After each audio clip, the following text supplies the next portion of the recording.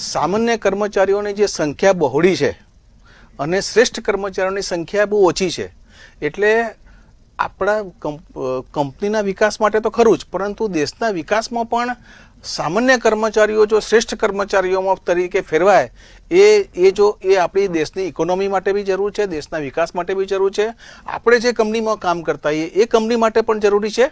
એટલે જે કર્મચારીઓ જે સામાન્ય દેખાવ કરે છે એ સામાન્ય દેખાવ શેના માટે કરે છે? કારણ કે એમને પોતાને એનું જ્ઞાન નથી, પોતાનો રોલ કેટલો ઇમ્પોર્ટન્ટ છે એના વિશે એને ખ્યાલ નથી, અને એને જિંદગીમાં શું કરવું છે, લાઈફમાં એનો ગોલ શું છે, એને કેરિયર ડેવલપમેન્ટ કેવી રીતે કરવું છે, એને પોતાનો વિકાસ કેવી રીતે કરવો છે, આ બધાનું એને પોતાનો ખ્યાલ નથી. એટલા માટે જે માણસ અથવા તો કર્મચારી જે મેલ હોય કે ફિમેલ હોય એ પોતાનો સામાન્ય દેખાવ કરી રહ્યો છે. પરંતુ જે દિવસે આત્મમંથન કરીને કર્મચારીને પોતાને એવું લાગે કે નહીં મારે